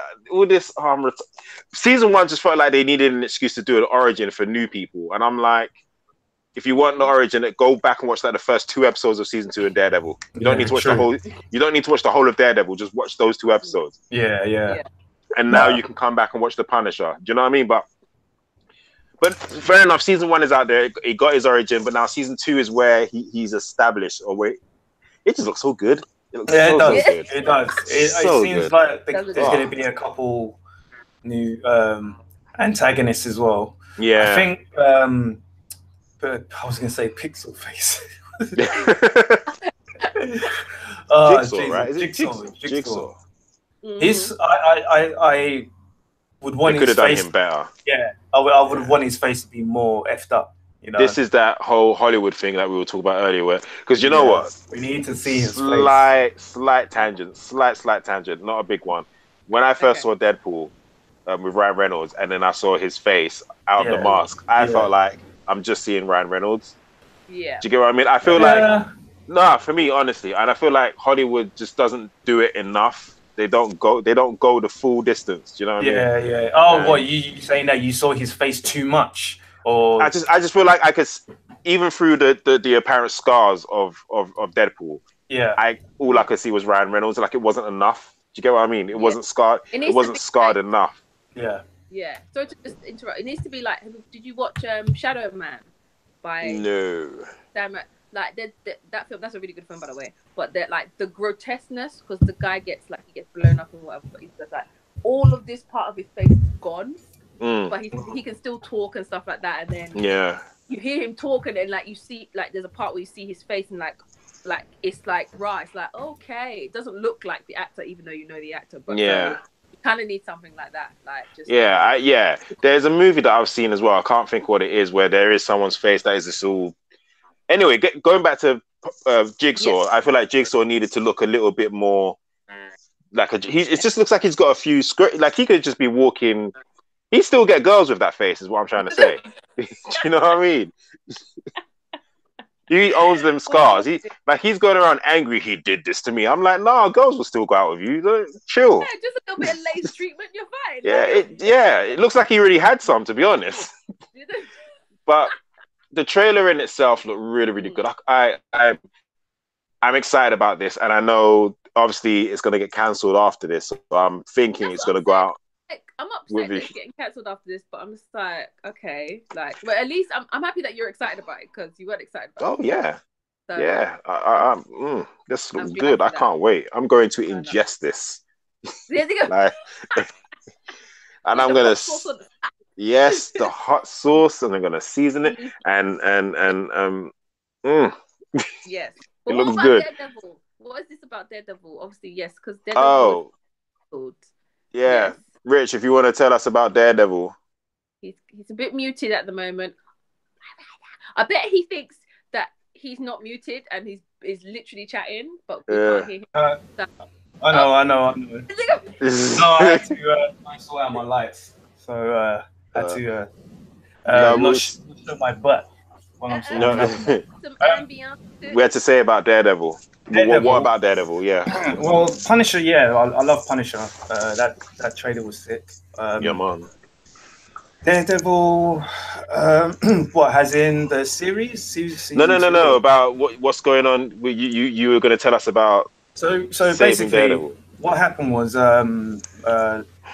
Charlie Cox was at the Ace Comic Con, and basically he was trying to answer. A fan was actually trying to ask him a question, but he kept interrupting. You should actually try and see the clip if you can. No, I saw the clip actually. I saw it. It's pretty funny. Quite funny. Yeah, he was like, sorry to interrupt, but so my little girl, I got her to sign a petition. It's called hashtag Save Daredevil. You should sign it. You should sign it. I think I would want them to carry on, as in it will go onto the Disney, onto the Disney network, and then they continue it. But I don't know how that works legally with the deals and contracts and stuff like that. Maybe there might be a clause on it where they can't work for like 2 or 3 years for Disney or Disney Marvel or something. So maybe we have to wait a while. In the meantime, we could possibly have Moon Knight or someone else coming in. Moon Knight or now on Netflix now. Sorry? So Titans is now on Netflix, so it's just like Marvel's just slowly moving out. Slowly moving out of house. So yeah, they're moving in. So maybe they can have like Moon Knight on there, or Blade, bring back Blade as well. And while they have those characters, we're too busy with them to be thinking about Daredevil on there. Maybe have a few little camos, as in, that Daredevil guy and up the road or in New York City, whatever. But yeah, that's what I want. But we'll see. We'll see what happens, man. I really hope they can bring him back. I know they keep saying, because I notice these people are very political in the way they talk. So they'll say like, Daredevil has been cancelled, but Marvel still has plans for your favorite character, Daredevil. But they're not saying about the actor. Do you get what I mean? So that's like saying, Daredevil will be back. We know Daredevil will be back, but what they're misunderstanding is that we don't want Daredevil. We want the character. We want the actor. We want Charlie Cox, and I find it really insulting when they say things like that, like we wouldn't notice. Yeah. Even Vincent D'Onofrio. Yeah, he was saying, you know, sign a petition as well. So, I mean, yeah, come on, man, you can't have another a different, man, or Daredevil. I can't stand it when someone portrays something so well as well. And he did an amazing job. That was the reason I didn't care for Netflix. He was the reason I got Netflix. Do you know what I mean? You know, on another, just slightly on another. Actually, what was I going to say? What I'll do, I'll leave the address for the petition if people want to sign it. It's change.org, obviously. But yeah, hopefully this gets saved, man, because it is. Everybody, please. This is the Sourcewell public service announcement. With trying times out there where we don't know what's going on. We've got like our neighbors in America have like a subpar president. You know, we don't know what's going on with Brexit. You know, hang on a sec. Let me finish. We don't know, and sometimes you need something just to kind of make you feel better. We need Daredevil. So please sign the petition. Sign the petition. Join us and help bring this hero back. Use all your email addresses. As well, because we all know use your kids. You know, get their phones and take their Facebooks if they're of age, and just sign the petition and bring back Charlie Cox as Daredevil. Definitely. Thank you. The Sourcewell. Also, just as we're on the subject, there's been rumors that the Marvel shows would have a 100 million budget. What, the Disney Plus ones? Yes. Jeez. So the 6 to 8 episode TV series would have a budget of 100 million. All right, let's put this in perspective. So we've got they're gonna do Loki, Scarlet Witch, Falcon, and Winter Soldier, and also obviously we've got the Mandalorian TV series coming out. Okay, so putting this in perspective, Game of Thrones budget. So a single episode of Game of Thrones from season 6 was around 10 million to produce. Damn. Yeah, that increase from the earlier episodes were 6 million. So season 6 had an increase. Season 8 will be more expensive, and they will cost 15 million each. Damn. So I mean, and those are epic anyway. When you watch that, it's epic. 100 million for 6 to 8 episodes. Look, a TV series. If you're gonna have 100 million, you might as well fling some direwolves in there, because Game of Thrones. They're gonna have some direwolves in mech. You know what I mean? Just you got to be on some next level. For all the special effects they've got to do, that half of that is going to be special effects, because like Scarlet Witch, we've already seen her powers, and you know what I mean. Winter Soldier's arm alone probably cost like 10 mil. You know what I mean? Exactly. Well, that's exactly what I was going to say. Like, think about it this way. But as long as the story's good, you know. Of course. But if you think about it this way, the films, I don't know. Let's bring up. Let's not do Infinity War. Because that one was mad anyway. Aquaman. I was going to do Civil War.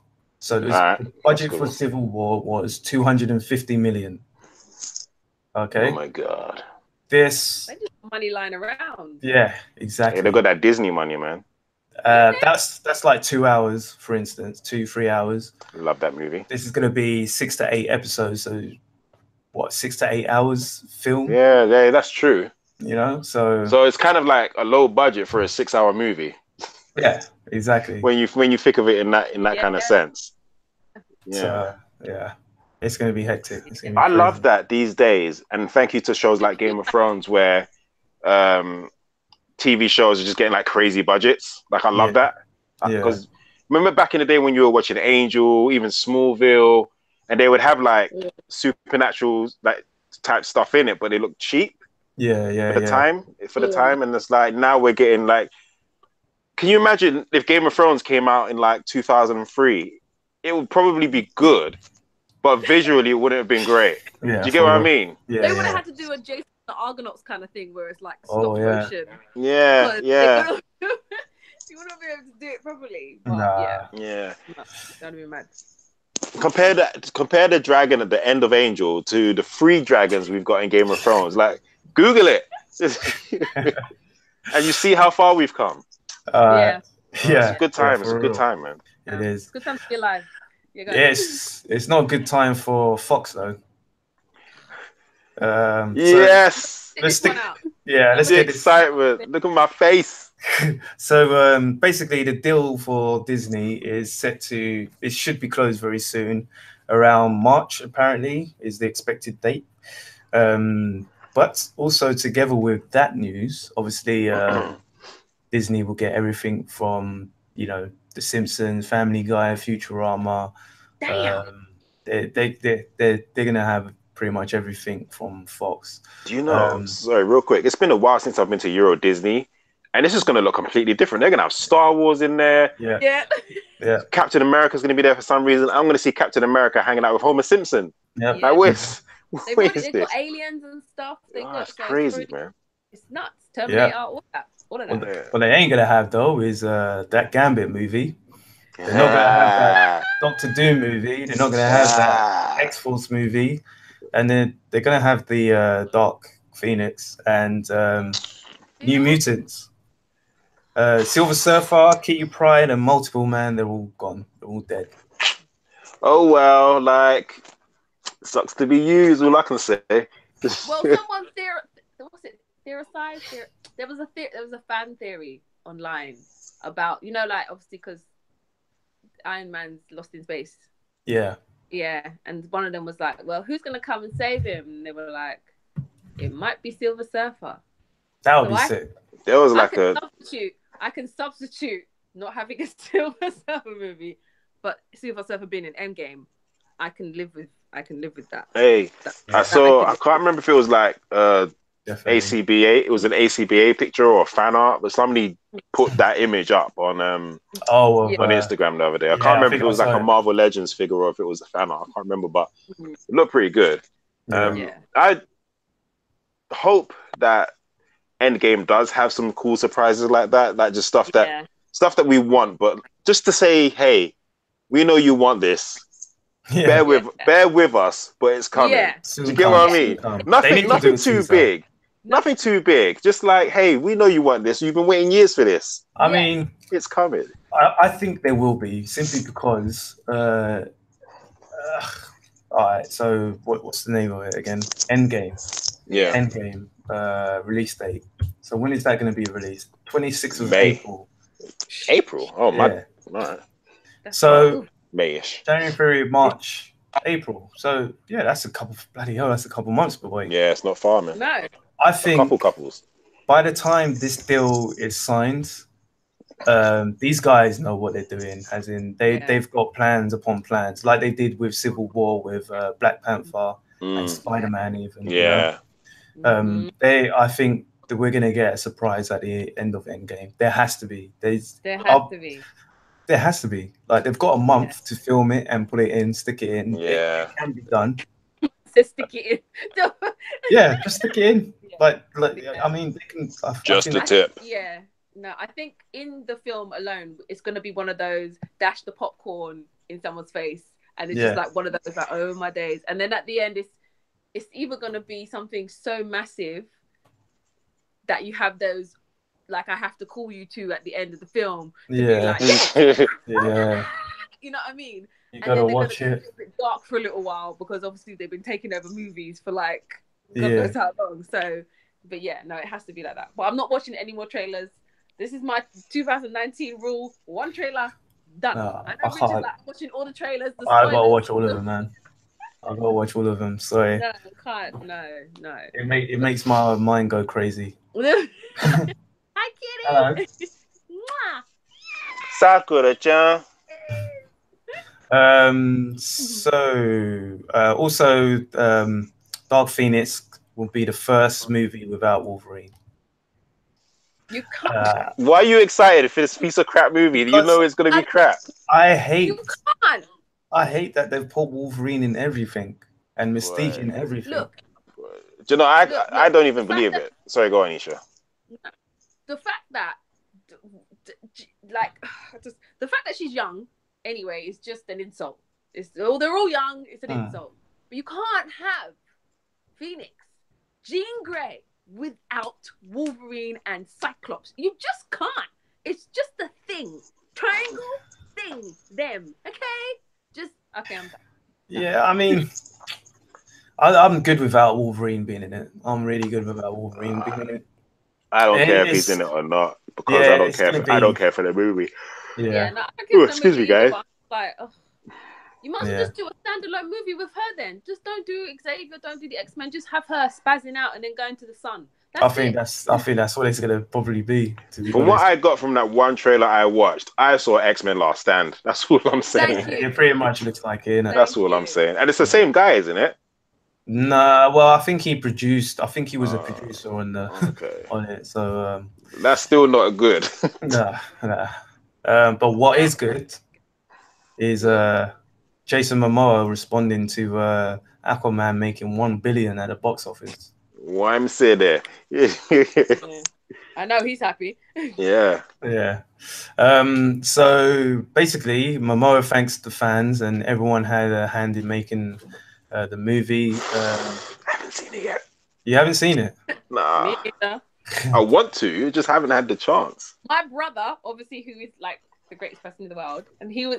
I asked my brother one question whenever he goes to see something, and I asked him, "How was Spider-Man into the Spider-Verse?" Because I've seen it. He was like, "Yes." When my brother does this, I go, "How was Aquaman?" He's like, "Yeah." I was like, It was all right. It was good fun. I thought it was good fun. Yeah, it was good fun. I did enjoy it. I won't guess it. Clearly, it was no Into the Spider-Verse. No. It's not Into the Spider-Verse. Jeez, I don't know. Maybe I'm a better Superman fan, which I'm still a Man of Steel guy. Yeah, I prefer that to Aquaman, but all right. I think people would like Aquaman better than Man of Steel. Put Man of Steel aside. Let's rank it along the lines of Suicide Squad. Hang on, Batman. Then finish. Good. Suicide Squad, Batman v Superman, and Justice League. Those 3 movies. Oh, and Wonder Woman. Those 4 movies. Is it better than them? Is it like? I'll say Justice League, Aquaman, Wonder Woman, and then thingy. You prefer Justice League then to Aquaman? Yeah, I think so. Wait, why? That's not good.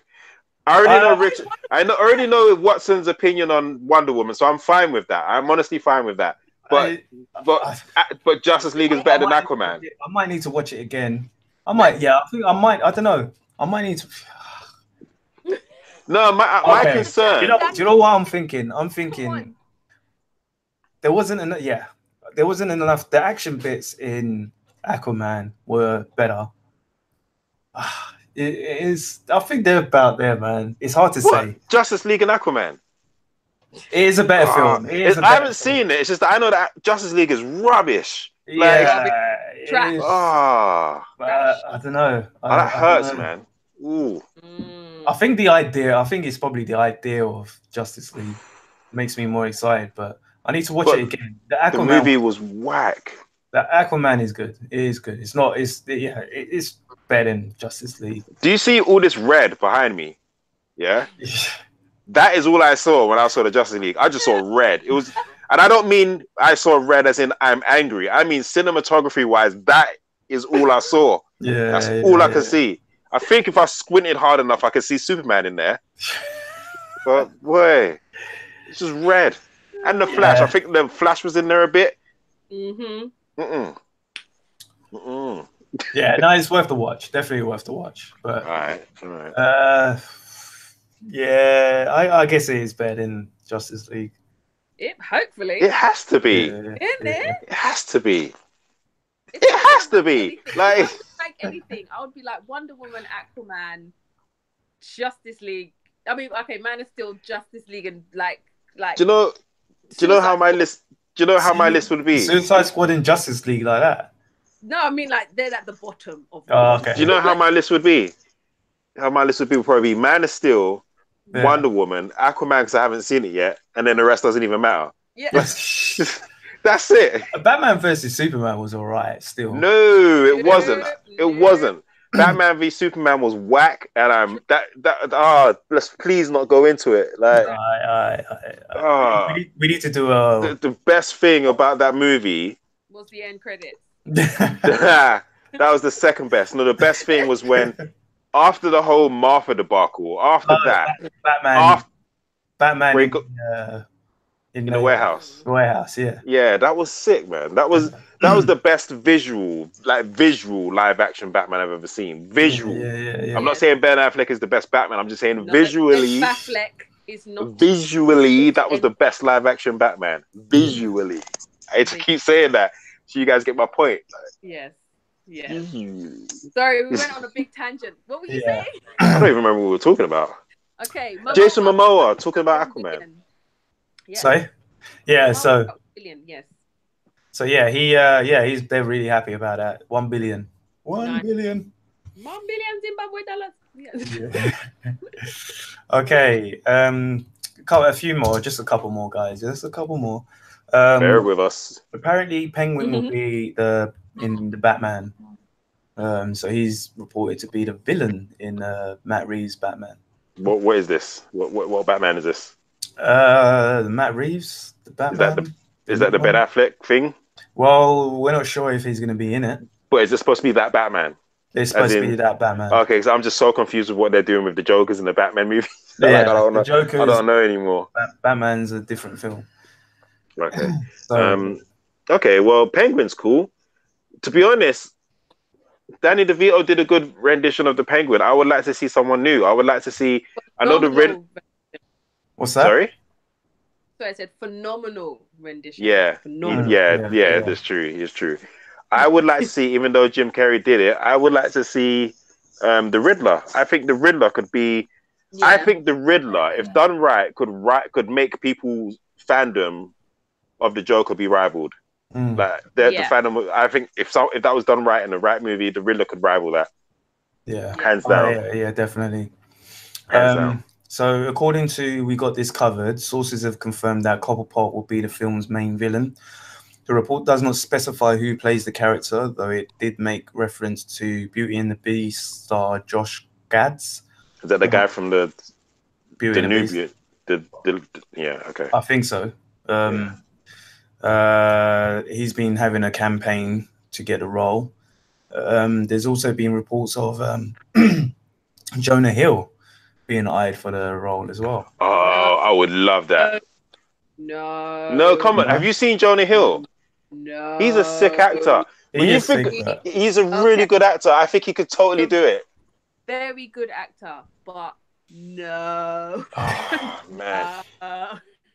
He's such a good actor. I'm sorry. I think Jonah Hill could do it. All the way out of himself to do this role, because anyhow I see any trace of Jonah Hill, I'm gonna throw something at the screen. I feel like he could totally do it. Like, hey, I think Josh Gad is. I think he's got a face for it, man. I think he has got a face. Looking at him on here, he does have the face for the Penguin. I think he can pull it off better, because Jonah Hill as well. He's lost quite a lot of weight now. He doesn't look like how he used to look like back in the days where he could have been a short, big Penguin. Okay. You have to see, man. It would be interesting. I feel like that was like unimplied shade, like, but in the best possible way. He was like, it's funny. Now he doesn't look. Gotta be political. It's funny how like this movie, as far as we know, barely has a director or a script, but they've cast the Penguin. We don't even know who's playing Batman. We haven't cast him yet, but that's well, you know what I mean. They haven't cast him, so that was the wrong term. But it's like, okay, he's going to be the villain, but we don't even know. Like, we don't know what's going on with this movie. Yeah, it's crazy. I feel like if they would just give up and give us Man of Steel 2, we'd be somewhere by now. There we go. Can Henry Cavill get his, please? He had to share his movie with Ben Affleck, and Ben Affleck just shouted all over it. Excuse me. Penny jar. Excuse me. Sorry, everybody. Over it. Yeah, he just defecated all over the mic, like Lauryn Hill. Yeah. And this is like a shady shade episode. Yes. No, I'm not giving Lauryn Hill shade. That was a lyric that she used, and I'll be defecating. She said that. I'll be Al Capone. No, I'll be Nina Simone and defecating on the microphone. That was we ain't got that kind of money, okay, to be spitting these bars, okay? Lauren, we ain't got the rights. That was sue us. Hey, I don't know how people can get sued for showing love as well. That's just some nonsense. No, man. Well, that's what happens when you stay in the. Anyway, let's not get. Anyway, moving on. Moving on. Moving on. I love last two. Good. So basically, there should be a new reboot for. I'm so sick of reboots. TMNT. So if you don't know, if you're not good with the lingo, that's Teenage Mutant Ninja Turtles. Where are my figures? Oh, they're all over there. All right. Apparently, they should be starting production this year. So in a one-off, off the cuff announcement, producers Bradley Fuller and Andrew Fohn revealed that the Turtles' long gestation reboot film will probably begin production later this year. Catching up with the producers of last year's big horror hit A Quiet Place on the red carpet on the Critics' Choice Awards, they updated Variety on the reboot status, saying it's looking like production will commence at the end of the year. So I wouldn't mind if they went back to the Turtles when it was a black and white Turtles, issue 1 Turtles, old school, like a darker tone. The darker tone Turtles. I had the same thought. I wouldn't mind if the thing is with the Turtles. Yeah, the thing is with the Turtles. Okay, we've seen them campy in the 80s. We've seen them. We've seen them kind of semi-serious in the first live-action movie, and then they went jokey. Yeah. And I feel like since the second movie, it's been all jokey. Do you get what I mean? With even if, sorry to interrupt, but even the first one, the first movie, that was actually a pretty good rendition, I think. Yeah, no, I loved it. That is my favorite. That is my favorite. That's the only, besides animated stuff, that's the only live-action one I have on DVD. Like, it's such a sick movie. Yeah. Raphael was the best Raphael has ever been. Yeah, exactly. And the thing is, in with this last reboot, the first one they did, and Raphael was just like angry for no reason. I was just like I remember there was a bit where he said, "Oh, I'm gonna leave and go out on my own," but there was no context. There was no reason why. It's like they had what's the word I'm looking for? They just had a template for Raphael. Yeah. He's angry, and this is why he's angry. But then it's like they put it in the movie, but they didn't explain why. Whereas the reason. Yeah, whereas in the 1990s live action one, or 89 or whatever it was, he had plenty of reason to be the way he was. I love that movie, man. That movie's so that movie's great. Movie night. Yeah. But I agree with you, Rich. If they're gonna do this, I feel like it needs to be done. I don't mind if it has some humor in it, but it needs to have the dark tone. They need to go back to. It needs to go back to the roots. Yeah. Shredder needs to be. We need to feel the force of Shredder. We need to be like this guy. You know how people felt about Darth Vader back in the day. Back in the day. That they were pretty much in the same. Same pocket. Yeah. Darth Vader and Shredder back. Yeah, we need to feel that fear that we had for Darth Vader back in the day for Shredder. Definitely. Yeah, I'm just like if they can't like pull this off, like you said, if they do too much humor, just pick another one. Pick Biker Mice from Mars or Biker Mice ain't getting no movie. That would be good though. Street Sharks, get Street Sharks live action. Something like, oh my god, there's so many of like that kind of era. But the thing is, all of those. all of those, Mm. all of those, every single one of them were rip-offs. They were trying to trying to feed off of the Teenage Mutant Ninja Turtles. So I would honestly, the hunger for that. Off and then leave the Teenage Turtles alone, because like the 90s whatever 80s version was great. You know what I mean? So I mean, there are rumors of He-Man being in development and things like that, but Master of the Universe. Who would you want to play He-Man? No, that just got me. I don't even know, man. Who would you want to play He-Man? Oh, I would want an unknown, man. It would have to be an unknown, I think. Yeah. I can't really picture anyone being He-Man except for He-Man. You know, when you just got a character in your head and you can't think of. I would get the actor. Yeah. That's from. Sorry, what? I would get the actor from your Soul Super Money Supermarket or whatever it is. What is it? The advert, man. Your Soul Money Supermarket. That guy. I'd get him. He's a dope live action He-Man, but like that's Skeletor. Skeletor last one, he's like, I just love it where he's like, by the power of Graveskull, Skeletor, your soul super. I can't even say it. Your Soul Money Supermarket or whatever it is. Yeah, I love it. Sorry. Go ahead. What was I going to say? I forgot what I was going to say now. Don't worry. Sorry. Yeah. Teenage Mutant Ninja Turtles. Yeah. Let's just make it like the old school Turtles, the violent black and white Turtles, and then have what's his name? Baxter. What's his name? Baxter Stockman. Yeah, and that's it. Not Baxter Stockman. Sorry about that. Not Baxter Stockman. What was that guy's name? That rabbit. What's his name? Yo Jimbo. Yo Jimbo. Yes. You know what? No. I feel like they need to do the first movie. They need to establish the Turtles. How about they do a Jimbo film first and then bring the Turtles in after? That would be cool. You have the seriousness, because Yo Jimbo was a serious character. Yeah. I was gonna say I like that, but I was gonna say because they're doing Turtles anyway, they establish it. In the first movie, we introduce the Turtles again, but the way I would probably do it is instead of rebooting it, just be like they've already been there. Just have them there, but they're already established. Then do the second movie, and introduce a few things like Tokar. I would do the second movie where they've got all the mutants like Tokar, Razor, Rocksteady, and Bebop, and like so there's 4 of them, and they've got to go against 4 of the Turtles. That would be sick. And then by the third movie, it gets a bit interdimensional with like the Yo Jimbo, Dimension X, or the what they call the Triceratops or whatever they called. I don't know if you remember them. They were like these. The dinosaur aliens. Like they could just. But there's possibilities. Do you know what I mean? But at the same time, with all of that, it needs to have a dark tone. Yeah, definitely. Just get Warner Brothers to help them with that. I'm sure they'll be fine. But yeah, I like the idea of it. Anything else on that? No.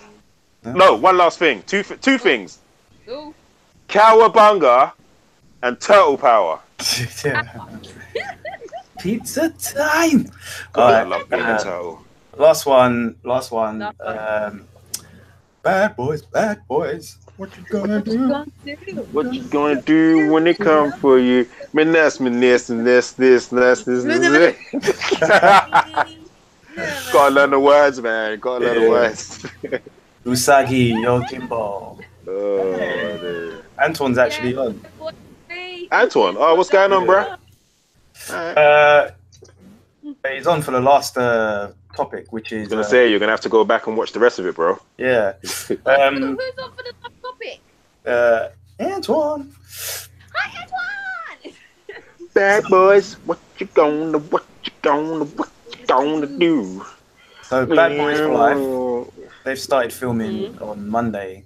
They released some clips on Instagram, I think it was. Yes. So yeah, what do you guys think about the return of Bad Boys, Will Smith and Lawrence? First initial response to it was negative, and I'm trying to get out of that habit. Because Antoine actually was the one who put me on to made me realize that I was doing that.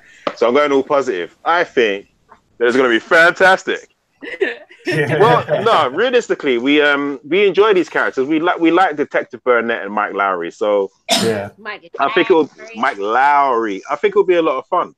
Will Smith is still he's still Will Smith. Do you know what I mean? Yeah. Hopefully, Martin Lawrence will tone up for the movie because he toned up.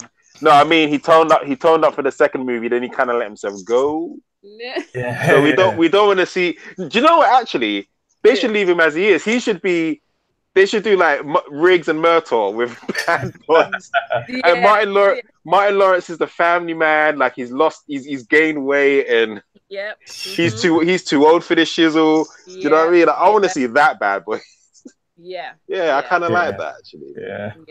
And I wouldn't mind if I wouldn't mind if it was like, like Men in Black. Obviously not the Men in Black that came, but like in a kind of a Men in Black thing where it's like 2 new recruits come in and they're like at the end passing down the baton. Yeah, passing down. Yeah. You know what I mean, as long as I don't mind that, as long as they're not trying to set us up for no reboot with these 2 new characters. Well, yeah, I mean, I prefer that type of reboot than a blatant. Yeah. I suppose it'll be better than Oh, whatever. Yeah. No, I'm happy about it. It's going to be fun. I just, I just hope again it's just full of. I would really like them to go back to like the beginning, like the first Bad Boys, where it's just like constant action. And it's how they shot it in the first one. It's just like, and I really hope that they have a nice like homage to that, because if this is the last one, because it took them so long to get this one, I doubt they're gonna find it. It'll be good. Yeah, it'll be good. So I think it's going to be cool. And is Michael Bay? Michael Bay. No. Let's have a quick look. I'm not sure who's doing it because he did that. That's his movie. Those are his. That's his movie. Yeah. It'll be Adil El Arabi and Bilal Fallah. Oh, who that is? Okay. But good luck to you guys or people. Yeah. Don't know what you are, so I don't know. I hope the police commissioner is the same, because do you know what? He was captain. He was captain. I hope he's police commissioner now. That would be cool. Yeah, that would be. That would be sick. Well, actually, that would be sick if he was police commissioner now. Yeah. So Adil did Adil El Arabi. He did Beverly. Well, actually, he's announced Beverly Hills Cop 4. Apparently. Oh wow. God. He did with Wiz Khalifa's "When I Grow Up." That's a short film. You have to Google that. Wiz gonna be in Beverly Hills Cops 4. Like, what? No, Wiz Khalifa. That was a short film. I think it was just about him. Growing up. Yeah, just him like doing his thing. Blowing KK, blowing KK, blowing KK, blowing KK. Looks like he's more of a TV series kind of director. Oh, but can he handle the big screen though? That's what we want to know. I mean, the Russo brothers did. Touche. And Bilal Fallah. See what he's done. Did Black. Well, it looks like those 2 are together actually. Those 2 are partners. Oh. So. Okay. What kind of partners? Directing partners. Oh, I was gonna say. All right. They might actually be something similar to the Russos. Okay. So all right, cool. Well, not better than 3. Yeah, I see what you did there. Yeah. I see what you did there. Because one represents all, we the source wall. Yeah. There we go. Are we finished? We are pretty much finished, yes.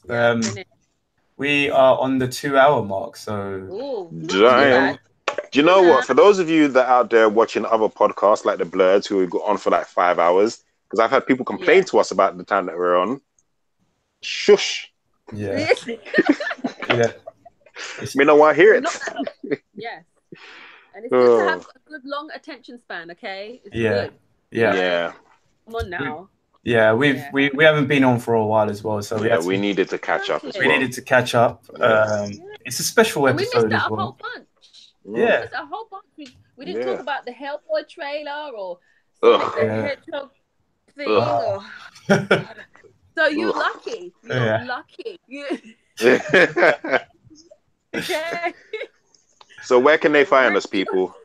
So you guys can find us on Twitter, on Instagram, on Facebook, like our page, on YouTube, obviously, Stitcher, iTunes. We're pretty much everywhere. Wherever you listen to your podcast, you can listen to us. I'm just learning as well because I didn't know. A, I didn't know we were on Stitcher. Yeah, and 2, I didn't even know what Stitcher was. So, but go find us on Stitcher. Yeah. We're on SoundCloud as well. So we're on everything. Everything. And you can check us out our individual pages. You know, we read comics too, man like Rich. Yeah. Outlaw Red Hood, man like Kieran. Yes, sir. And Petals, Phantom Specialist, girl like Isha. Yeah. Send us some messages. Like, comment, share, subscribe, and don't forget to bring a sandwich. Yeah. Yes. And a friend. And a friend. All right, guys. Live long and prosper. Peace out, guys. Have a good week. Bye.